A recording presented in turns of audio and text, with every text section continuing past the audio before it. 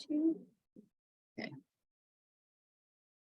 Okay, so it is Wednesday, March 29th, and we're here for our monthly agent enrichment. This month, the title and theme is Transforming Your Business and Mistakes to Avoid. I don't usually like to focus on mistakes or negative things, but there were just a couple good articles within Inman News the last week that I thought were really good to cover, and they do talk about what to do too. So that's what we'll cover. And so we've got 3 different topics. The first one is 7 reasons agents are failing and how to avoid their mistakes. And so we'll start off with that one. This article was written by Jimmy Burgess, just March 16th. So he says, with fewer transactions than previous years and a record number of agents, there are bound to be agents who don't survive this market change. But the chaos in the market does create opportunities for the astute agent willing to do the things others won't do. The following are the reasons agents are failing and how you can thrive while others are struggling to survive. Number 1, they are afraid of the phone. The number 1 reason agents fail is due to a lack of real estate related conversations. Much of their fear is due to a lack of confidence in what they say. If that is you, educate yourself on the trends in your local market. Find scripts for calling expired listings or FSBOs. Call the neighbors of a home that just sold. Give them the information about the sale and ask if they are considering selling in the future. Or simply check in on your past clients and sphere of influence, asking them if they still love their house. If the average is that 50 real estate related conversations lead to 1 transaction, then how long has it been since you've had 50 of these conversations? The success you desire is waiting right on the other side of your phone. Overcome your fear, increase your conversations, add value to others, and watch how your business grows. And so this was interesting because there are different numbers out there. I had been hearing that kind of the average was 25 real estate related conversations to 1 closing. So it's kind of like I saw this, I was like, oh, wow, it's 50. But, you know, everyone's number is different anyways. So I think the bottom line is just either calling people on the phone or, like we've been talking about, door knocking, getting out in front of people and having those conversations is what's most important. And that's where, you know, the RE/MAX Momentum program has scripts available, or I'm also available to provide feedback and input on scripts too. So number 2 is they thought it was going to be easy. We should have all known the market was peaking when droves of people began leaving stable jobs for the easy money and flexible schedule a career in real estate offers. The perception of being a real estate agent is far from reality. When the reality that the business is hard sets in, many quickly return to their previous careers. But that doesn't have to be you. Is this business hard? Yes, but it's worth it. Can it be heartbreaking when deals fall apart or friends list their home with another agent? Absolutely, but it's worth it.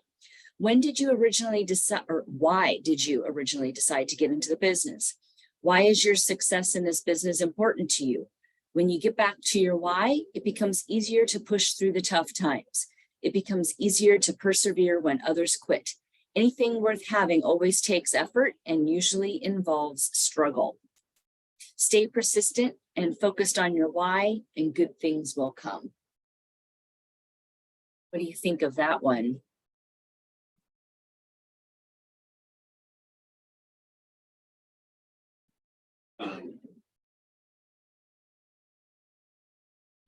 Really. Okay. I mean,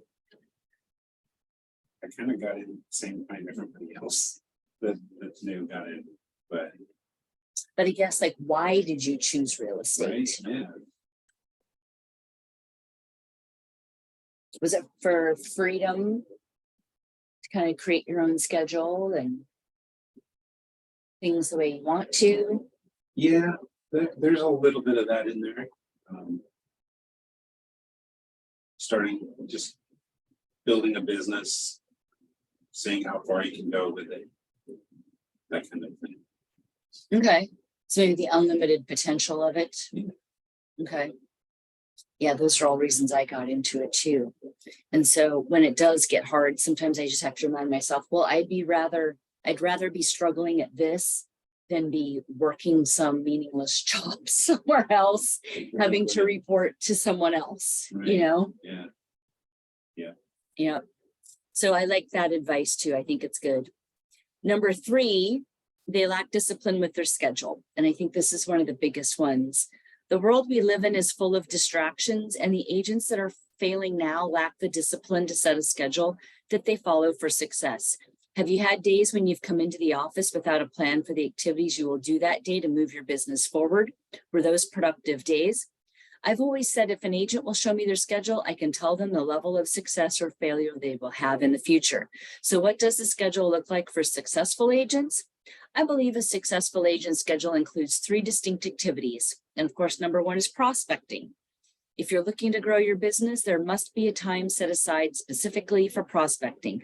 This could be calls to past clients, your sphere of influence, leads in your database, or circle prospecting, or any of the other things we've been talking about, door knocking, open houses, just being proactive, getting out there and doing things, for all agents, but especially new agents trying to build their business.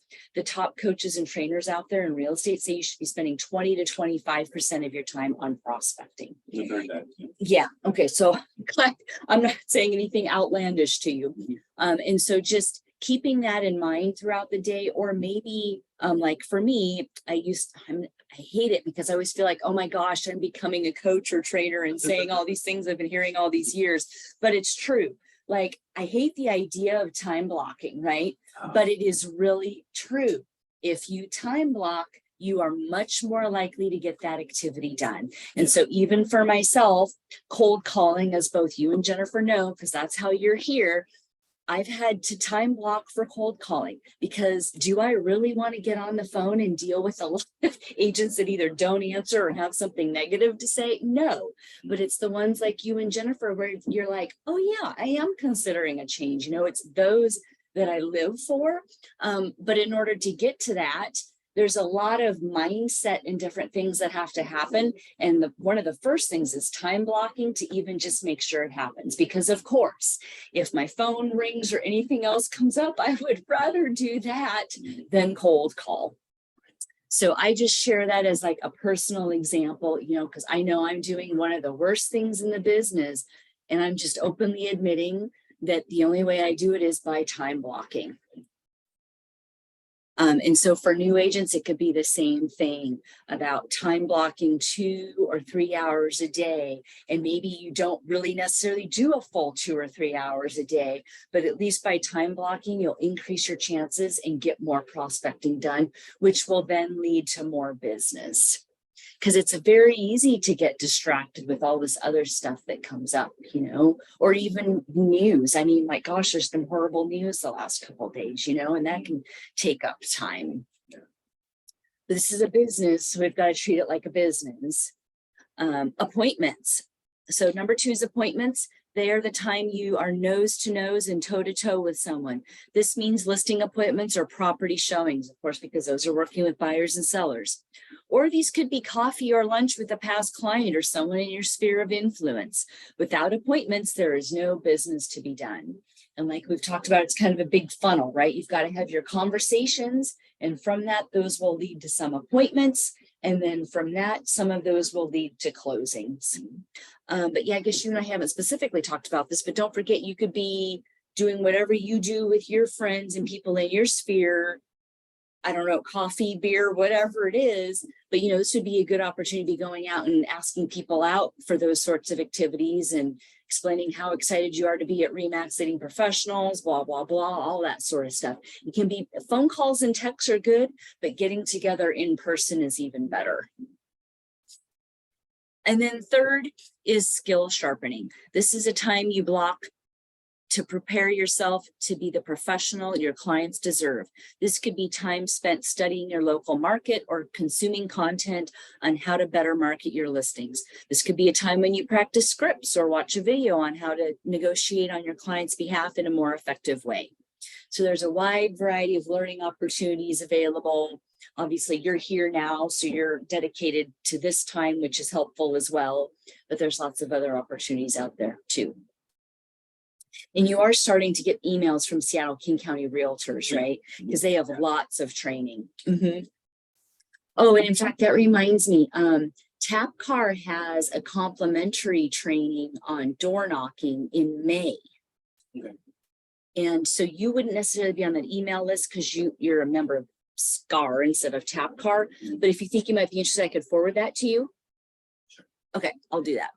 Because that was one that I saw, and I'm going to try to go to as well, because it's been a while since I've door knocked. And I mean, I openly admit there's probably new things out there that I should learn too, but I thought you might be interested. Sure. Yeah, that's great. Thanks.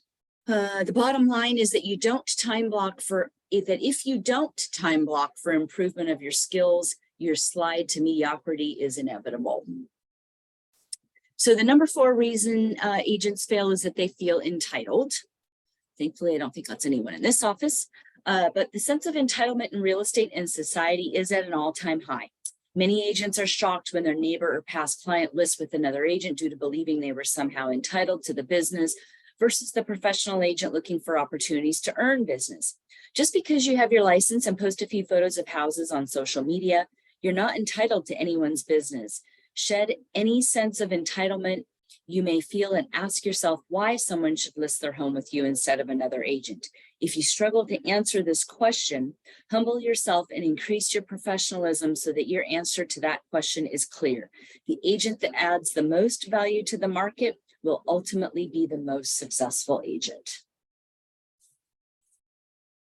And it just goes to show, I think, even with family and friends, you know, we typically need to earn the business and show our value. Number 5, they think they can do it part-time. This business is not a hobby. Agents that are failing now treat it as a side gig or part-time job instead of the level of professionalism buyers and sellers deserve. Part-time agents may have been able to scratch out a few transactions in the last few years, but that level of commitment will not work in the current market environment. Let me clarify that you can break into this business while working another job, but in order to do so, you must have a full-time commitment to becoming a professional agent. I've watched several people work 40 hours at a job and then put in another 40 hours on real estate for a period so they can get to a point where they could become full-time agents. And obviously this is Jimmy saying this, but I agree. I have seen this as well. These are not the people who will fail. It's the hobbyists that don't treat it like a full-time job. It's those that have a full-time job and then just kind of try to do real estate on the side that don't ever end up making it become a real business or career. And I think, you know, I've been open with you and Jennifer about this. I mean, I've had more agents here in the past. Unfortunately, they had full-time jobs and they weren't willing to take that leap. And then that's why they are no longer here. So I've totally seen it both ways. The way to set yourself apart in this market is to work harder than you ever have before. Find more ways to creatively serve your clients. Every top agent was at one point the hardest worker in their company. This is the market for you to separate from average agents by the effort you put into your business. And when I read this sentence, I actually almost cried because it's like, when I was a brand new agent, I had several agents in the office I was working at, noticing how many hours I was putting in because I was always there early and I was there until late at night. And people they always just noticed that sort of stuff. And they were like, and they knew I was selling $40,000 to $80,000 condos and working my butt off. But they were saying, you're going to be successful because you're putting in the hours and the work. And I was always just like, oh God, I hope so, you know, because it was a lot of work. But now it has paid off because now I've built up my database and I just have to, you know, stay in touch with them with monthly emails, mail, and phone calls and pop-bys and stuff. And I'm getting their repeat business or their referrals. So it really does work. But it isn't easy. Number 6, they are too passive. People who wait for the business to come to them will be washed out of the business quickly in the current market environment. Real estate is a contact sport. The more contacts you make and the more value you add, the more business you will do. So rather than sitting at the office or at home, waiting for your phone to ring, what are some activities you can take to overcome passivity? Get out of the office or your home or your comfort zone by going where the people are. Host open houses, join a leads group like BNI, Volunteer at your kids' school, join a local service organization, become active in a charity you believe in. No matter what it is for you, get involved in your community and around people. The more active you are, the more opportunities you will find for business. And that's like entirely true. I mean, I've openly said it's my hobby, community service. You know, I've always been involved in my home community, homeowners association, other charities like the American Cancer Society, Relay for Life, all of those. And those have all led to business, not because I even talked about real estate. I don't, but it's just by being out there, you get to know people, they get to know you. And then when the time comes, they think of you and you're their agent, you know? So have you thought about that some over these last few weeks about things you could do? Because again, like becoming involved in the community wouldn't necessarily cost money. Right. So that would be a good thing for you. Yeah, so actually I went to a luncheon for the Rotary of Des Moines / Normandy Park because they're combined. So trying to get involved with that. There's a question about one of their requirements where you have to be at some firm, whatever firm you're at, for 2 years. Even though I've lived in Des Moines for 17 years. You would supposedly have to be with the same real estate firm for 2 years? That's kind of the iffy questioning part. I don't really know if that makes any sense. That doesn't make sense to me. No, but... I mean, because I've been in business for 2 years. So that should count, I think. But anyway. Yeah, that's so you're inquiring into that then? Yeah. Okay. Well, let me know if I need to do anything. Like I'm just throwing this out as an example. I don't know what's needed, but maybe they need a letter stating that you've been in the business or whatever, you know, then I'll definitely do whatever I can. Yeah, well, I can just show them my business license. Oh yeah. You know. Yeah, because you can get a PDF copy of it. Yeah. But I'm trying to think, or there might be something you can print from online that shows when it was first issued. Yeah, I can do that. So that would work. Yeah. Yeah, it doesn't make any sense that you have to be at the same firm. I don't know, maybe I'm just. Yeah, that all just seems weird to me anyways. Now, do they have, because Rotary is one of the things I've never done. And I'll be totally honest, a lot of my volunteering that I do has to do with the people that are involved and there just have been people involved in a particular group near my home. I don't need to be involved in that, you know? Yeah. But are there fees? I think there's a membership fee or something. It's not. Okay. Well, that's good because I have heard a lot of good things. I know agents that are members of Rotaries do get business from it because it's definitely like a service organization. Yeah. But then they all kind of refer to each other and stuff. And I like that as a more natural, organic way rather than like, I know they mentioned BNI in here. BNI. It's I think it stands for Business Networking International. You could Google it. There's like BNI groups for almost every city, or even some cities have multiples. But I know I've looked into that before, and they have very strict guidelines on how many referrals you need to place each week or within a time period and stuff. And I just remember going, to me, that's not very natural. Like, what if I don't have any referrals that week, you know? But could be good to look into. Or just, I know a lot of agents just do more service activities and things within their church. So that's always an option. Or I think we've talked about chambers of commerce. I think there's like there's got to be at least a Des Moines chamber of commerce.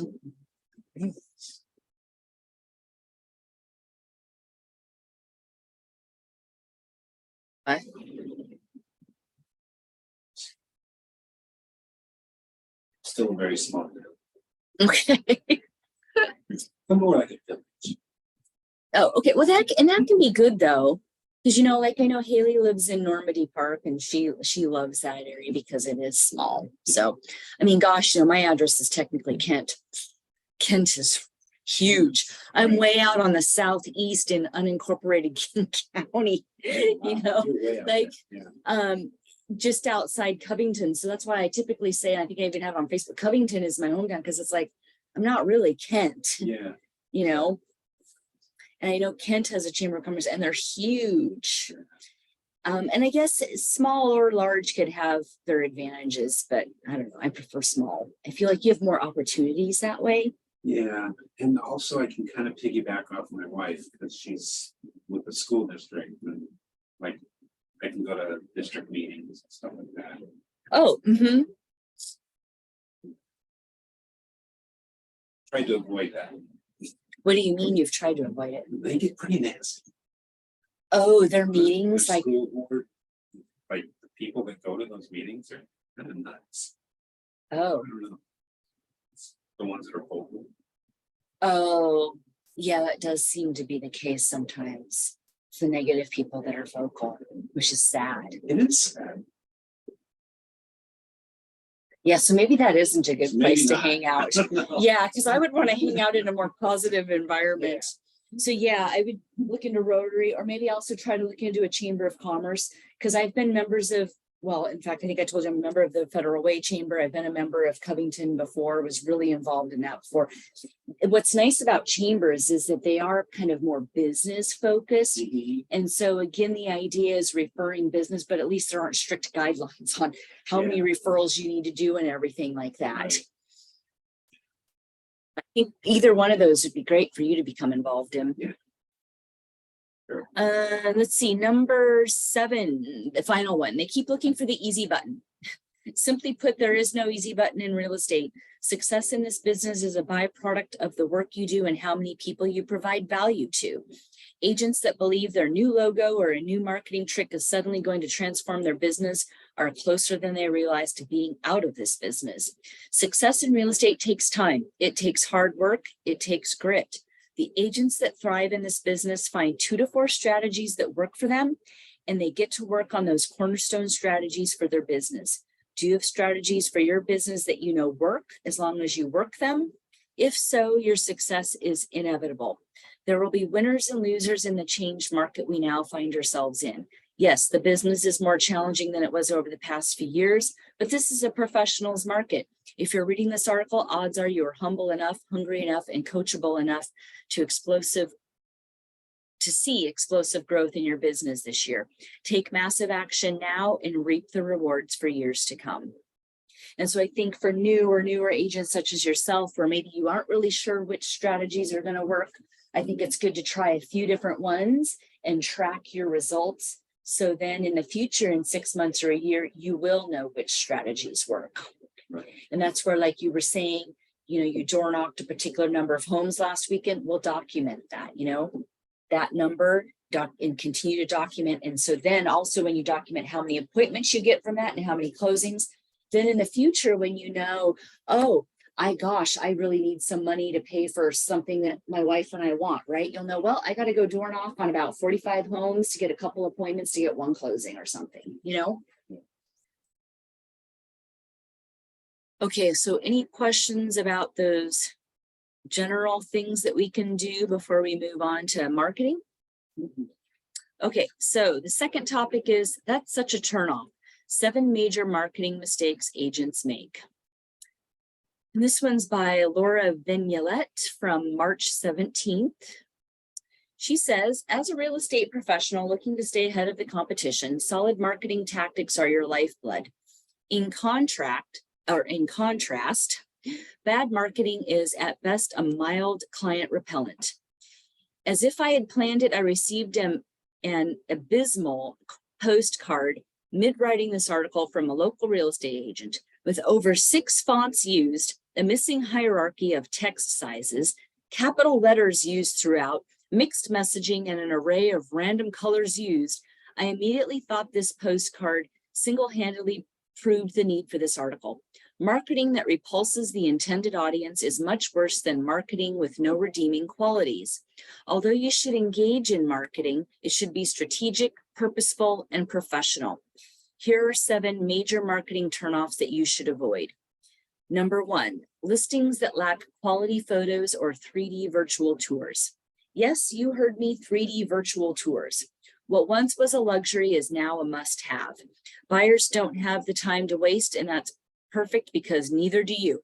A 3D tour allows potential buyers to virtually explore a property without needing an in-person showing. The old adage stands true, time is money. There is no need to physically tour every property once the technology effectively qualifies the buyer. Give access to buyers by providing as much visual information as possible, including high-quality photography, 3D virtual tours, floor plans, and even a cell phone recorded tour posted by you on YouTube. Nothing has buyers passing on a potential home faster than bad images. In the previous market, homes sold before being photographed, but that excuse won't fly today. And in fact, I don't think that happened during our busy market either. We've always had to have good photos, but I know it's different in different parts of the country. So she's probably in a different part. Don't rely on only a few photos or unprofessional pics shot on your phone. Ensure your phone rings by giving buyers quality photos, a 3D tour, a recorded walkthrough, and even a floor plan when possible. After all, a good picture is worth 1,000 words. And you know, there's all sorts of technology out there. In fact, at the R4 convention, I don't know if it's RICO or RICO, the RICOH company, but they were there. And I think anyone right now in Remax can get a special deal where it's like $327 for their email from them. Okay, yeah, for that kit, which is their basic camera, but it has the monopod that you need to shoot and 1-year annual plan for unlimited. And I have been considering doing that for a while, and I am now going to buy that. And I recommend that for anyone else. But I guess I would say that I know I can do it because photography has always been a hobby of mine, and I've done a lot of my own photos. So I know I'm qualified to do these 360s. But at the same time, if I have a higher end listing, I'm going to continue to hire a professional as well. But there's lots of technology out there. There's that. Zillow also has a 3D tour app that you can use for free. And then Box Brownie is a company.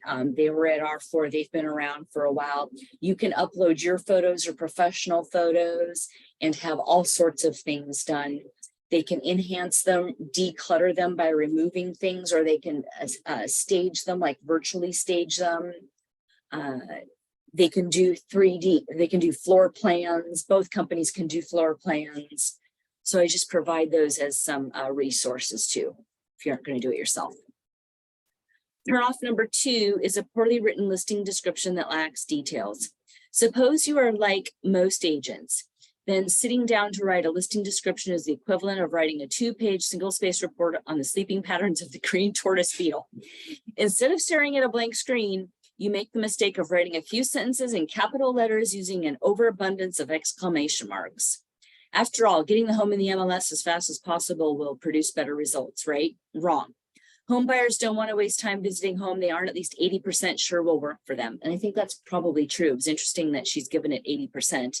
That sounds probably close. An illustrative home description helps buyers fill the gaps in the visuals provided. A compelling and informative home listing description can heavily influence a buyer's decision to tour a property, driving demand that ultimately results in a faster sale for a higher dollar amount. A good listing description tells a story, highlights unique features, and includes a call to action.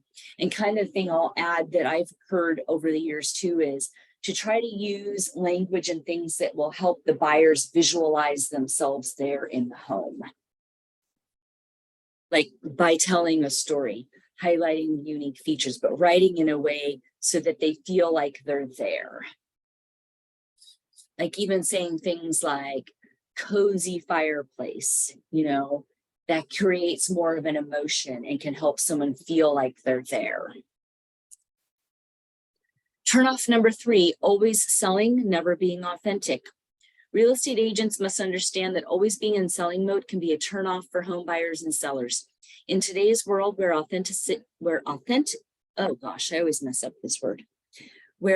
authenticity rules the day, real estate agents who are not will appear insincere and pushy.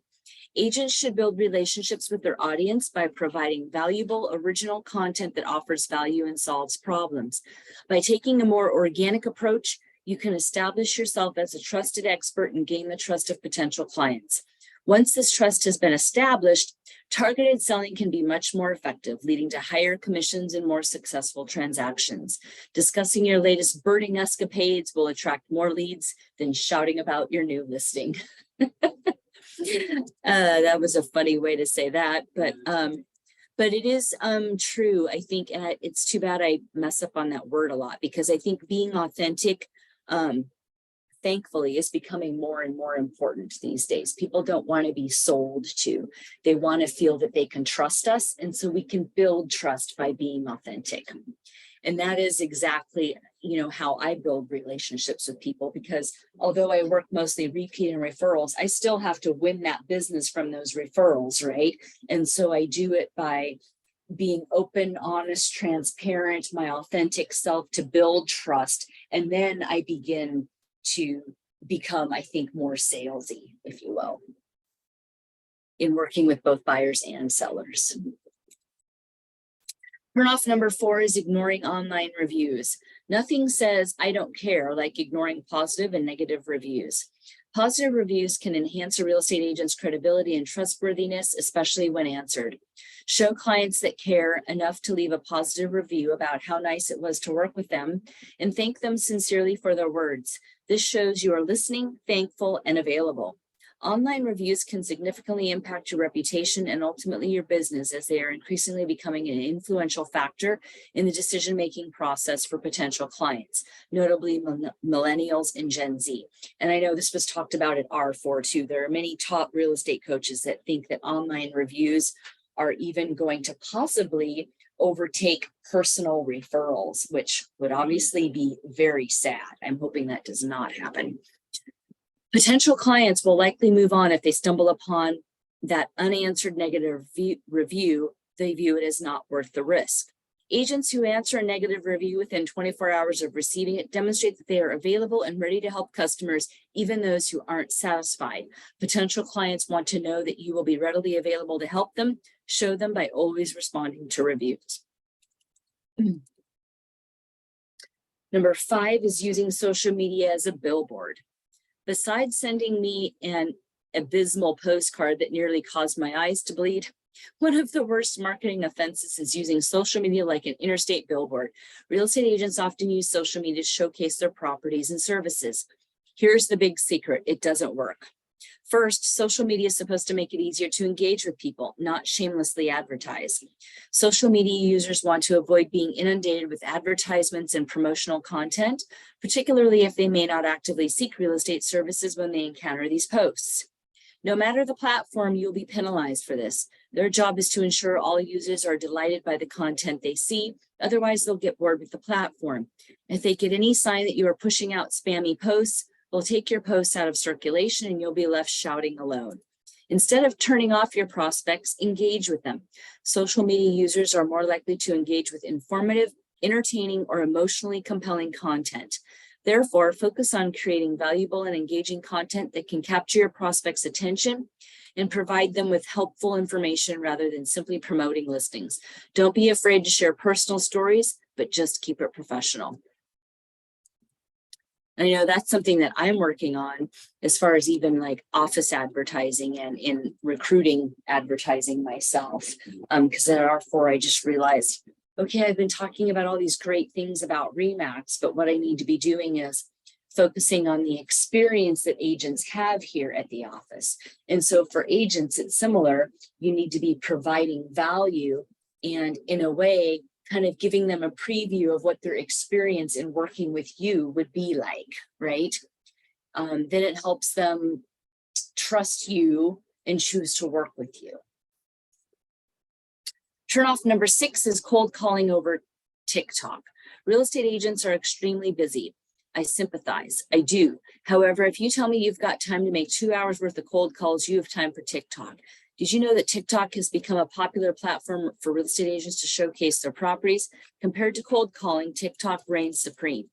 Agents using TikTok can create engaging video content that is easily shareable and can use it to showcase a property's unique features and even a virtual tour to help buyers get a better understanding. TikTok's solid algorithm enables you to reach a much larger audience than you can on the phone. The algorithm is designed to promote relevant and engaging content, making it much easier for agents to reach potential buyers interested in properties. TikTok isn't only valid for buyers in the market, but also for sellers, which provides insights to sellers and builds credibility before they decide to list their homes. Agents should leverage the phone, but time is a scarce resource. And if TikTok is going to generate more leads and your target audience is there, save time on cold calls. If your audience is older, cold calls might rule the day. Or another option that I know was brought up a couple months ago, so before you joined, was to have, you know how there's always been kind of home buying workshops for buyers?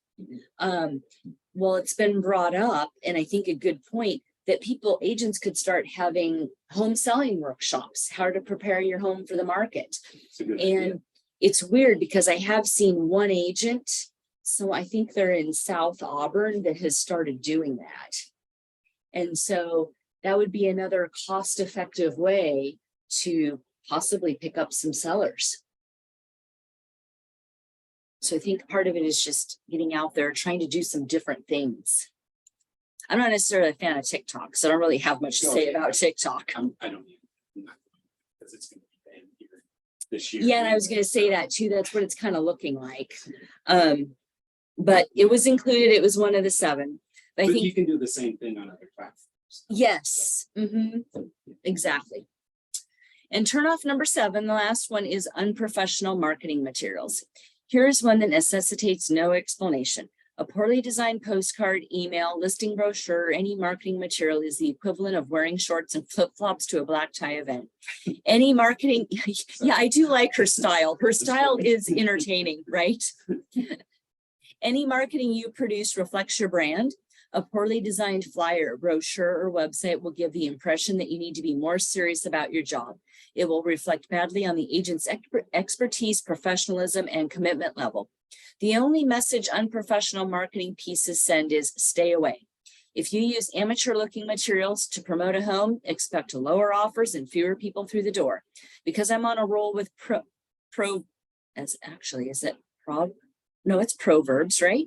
Or is it Proverbs? I don't know. Let's throw in, you get what you pay for. Professional marketing materials effectively communicate your message, increase the property's value, and generate considerable interest among your prospects. Show your potential clients you are committed, and as a bonus, outshine your competition. Bad marketing can repel potential clients. I've outlined the top 7 turnoffs, and so now she's summarizing the top 7 turnoffs that are a problem for real estate professionals. As an agent, be careful that your marketing always works for you and not against you. By avoiding these blunders, you can establish yourself as a trusted expert, build relationships with potential clients, and drive demand. And, you know, I work almost completely paperlessly. There are very few things that I do with paper, but one of them is the buyer and seller packets and the listing presentation. And part of the reason for that is to sort of show them, especially sellers, like my marketing, so they get a taste or a preview of what it's going to be, you know. And I think that it's one of the ways that has helped me stand out if they were meeting with other agents. And so I know you've got folders and materials too. I'm glad, because I'm sure that's going to help you stand out as well. Yeah, I'm going to have some new ones. The same kind of content. Yeah, the content was good. And but with the proper logo. Exactly. Because I gave you some labels to work temporarily, right. but and that'll work fine for now. They'll understand. Yep. Okay, so the third topic is, and it's weird because all 3 of these were 7 things, right? So this third one is, do these 7 things to transform your life and business forever. And this is another article by Jimmy Burgess. He covers a lot of good things. And this was just written on the 23rd. Activities are the building blocks for success. If you're looking for different results or a new level of success, it will require new activities, but not just any activities. You need to engage in activities that encourage you to be your best, improve the efficiencies in your business, and that lead you to a higher level of service for your clients. The following are 7 activities that can transform your business forever. And so number 1, surround yourself with doers. There are 2 types of people in real estate, talkers and doers. Talkers surround themselves with other talkers. They talk about what they're going to do instead of doing it. They overthink strategy and never execute on it. They overplan an event or activity, but never act on it. Talkers place blame on outside forces, saying things like, the market is too difficult, or my broker doesn't support me enough for me to succeed, or if I just had that one tool, I would be successful. Talkers bring the people around them down instead of lifting them up.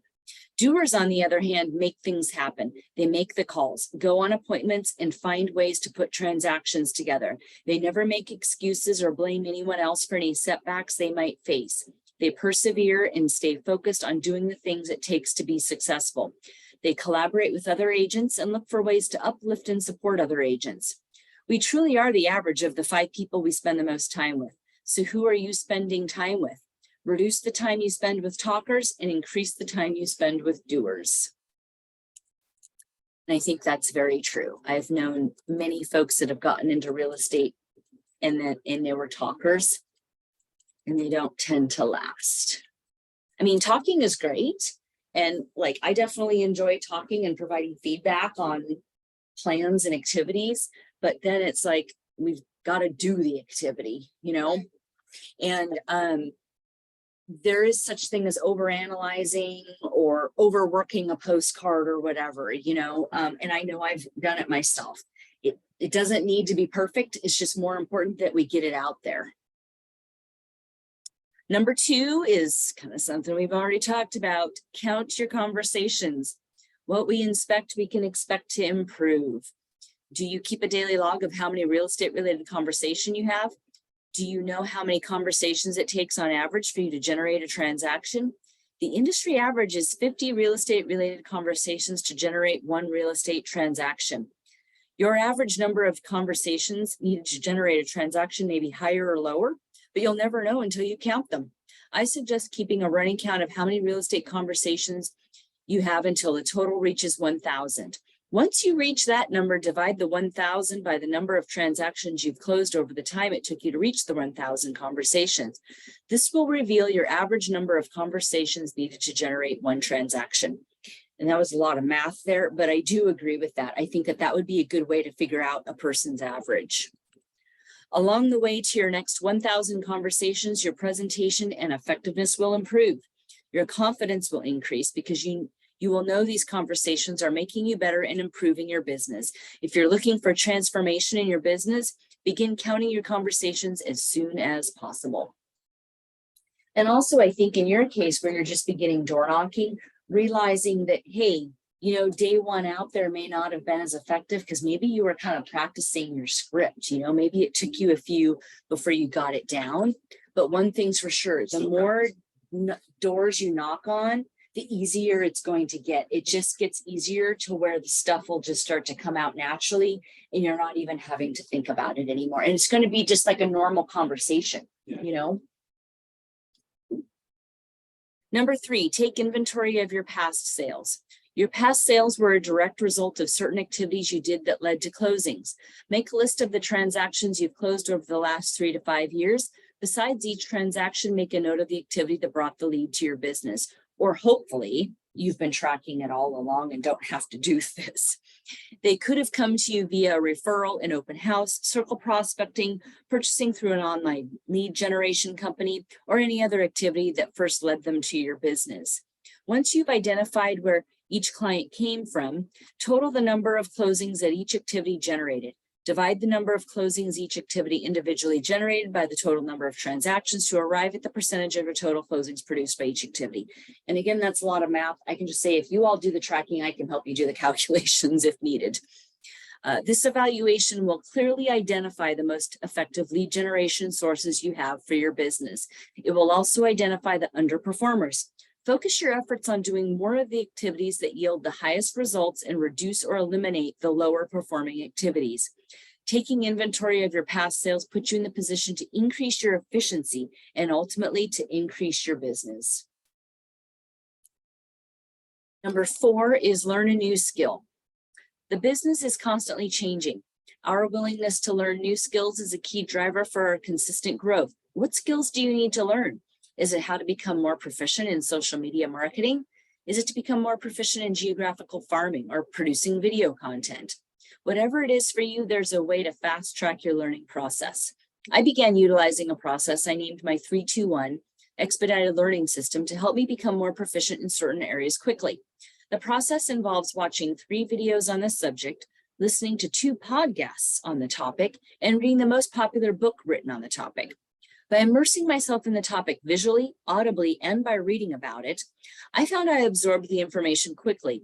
The diverse styles of learning also led me to a desire to learn more on this subject, which led to expanding my knowledge by watching more videos and listening to more podcasts on this subject. The more you increase your learning, the more you will ultimately increase your earning. And so I don't know that it needs to be as specific as he just outlined, but I guess that's a good example of how you can kind of fast track a topic. I think in general, there's just lots of training that's available. Like we were talking earlier about classes available from Seattle-King County Realtors, Tacoma-Pierce County, Washington Realtors also has some stuff coming up. They've got Washington Fair Housing that meets our licensing requirements. They've got just kind of a 3-day seminar, like total of 6 hours on I forget, fair and equal housing or whatever at the end of April. So there's lots of things available out there. And although I think it can be good to, like, he has a good example of how to focus on one topic, I think it's also good to just be aware of what's going on in our industry here in Western Washington too, and staying up to date with those things by attending those trainings. Number 5, leave reviews and testimonials for others. Reviews and testimonials continue to grow in value. Statistics show that 79% of people trust online reviews as much as personal recommendations. See, and that's kind of scary. We all know we need more reviews, but many of us feel awkward asking past clients for them. If this is you, there is a better way. I found that when I give other people what I want, people give I better repeat that. I found that when I give other people what I want people to give to me, my desired result works itself out. In this case, if your desire is to receive more reviews and testimonials, give other people reviews and testimonials. Write reviews for your clients' businesses. Leave a review on your lender's Google business profile or on your home inspector's website. The law of reciprocity is considered one of the most powerful laws of human nature. It says when people receive something, they feel compelled to return the favor in kind. So how do we put this powerful law to work for us? What if you were to decide to leave one positive review for someone or some business every day for the next 60 days? And I know the law of reciprocity was just talked about at the R4 convention again, too. It's just a well-known thing in working with people. So like with clients, giving them something and then they're more likely to give us something in return. Or what we're usually looking for, right, is their loyalty in the form of maybe a buyer's agency agreement or a listing agreement. Whether you receive reviews back or not, the amount of positivity you would put into the world through these simply daily acts would have to boomerang back to you.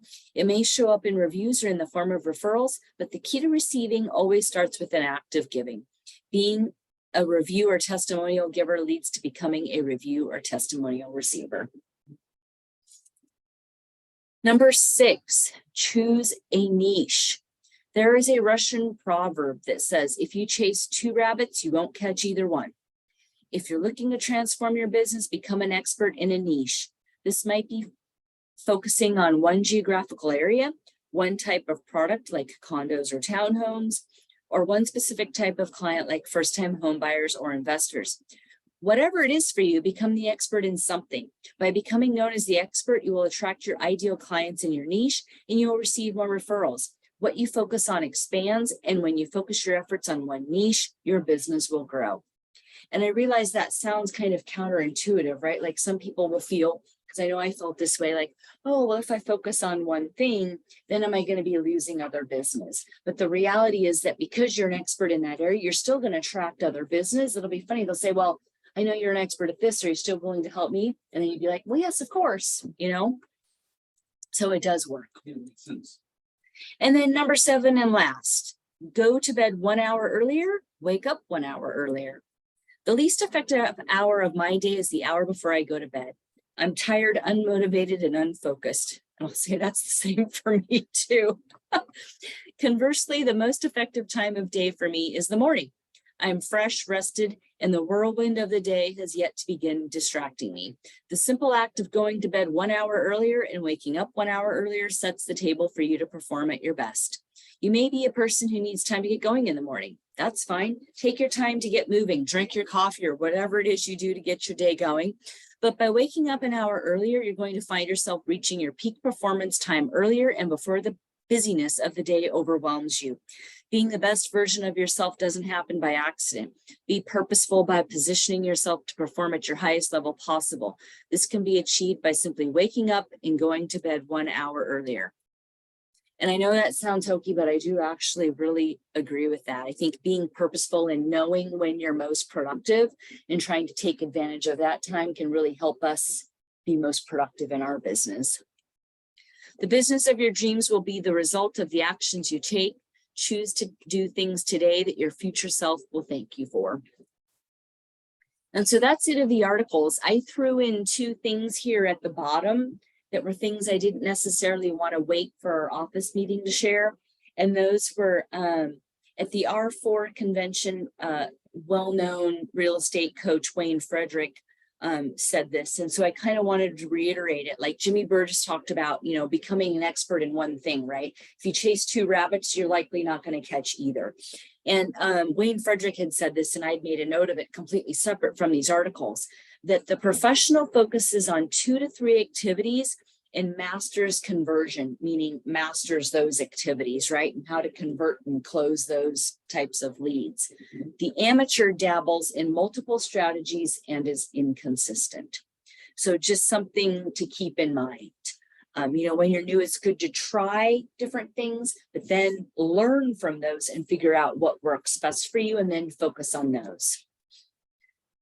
And then also, I just read today from Matthew Gardner on foreclosures, because I know there's been questions floating around about, well, are foreclosures going to increase, blah, blah, blah. And so Matthew Gardner just had this out today. My answer to those of you wondering if we will see foreclosures rise to a level that could impact the overall housing market is no. I don't see any reason to believe that distressed sales will hurt the market in general, but I will say that there are some local markets where distressed sales could rise to levels that could act as a headwind to price growth in these areas. So again, he's been saying, and in general, economists are saying that with so much appreciation over the last couple of years, yes, there may be some foreclosures, but there's not going to be a whole lot like before. Yeah. The numbers are just different. Yeah. So I just wanted to throw that out there too. So any questions about any of the topics or points? Yeah, I'm not getting up an hour earlier. I get up at 5. So. Oh, okay. Yeah, you're already getting up earlier than most. Yeah, I just can't get up earlier now. Yeah, so you probably go to bed early too then, right? No, actually I don't. I stay up usually with my wife because she stays up late and works. Oh. So they usually go to bed around midnight. You're not getting much sleep then. No. Are you catching up on the weekends? No. Oh, okay. That's all I need. I'm good. Okay, Michael. Because I am one who, especially when I was opening this office, oh gosh, I wasn't getting much sleep. Oh, And sure. I'm just openly honest about this. It all did catch up with me. Sleep is not overrated. Like I've read up on this now, like it is seriously good for our health. Like our body repairs itself and stuff during our sleep. So, I mean, if you're sure it works for you, that's great. But I would say maybe try to get more sleep. Like that could be better for you. Like maybe if you're having back pain, it would help your back feel better sooner, you know? We'll try it. We'll see. Yeah, because I think we're supposed to be getting like 7 to 8 hours of sleep a night. And I know it sounds wonky.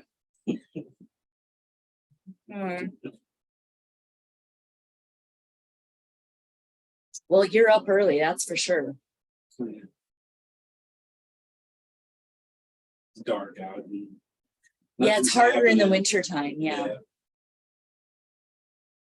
But I feel like for me, getting up early like that, and I used to be really consistent about it. I'm less consistent now, especially since it is slow. I've been kind of trying to catch up on sleep and other things. But I feel like I can get more done before kind of the start of business at 8 o'clock when the phone starts ringing and solicitors or spam starts happening, right? You know, Right. it can be nice. I can get a lot done.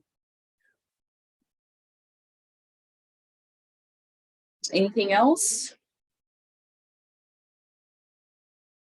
Okay, I'll stop the recording.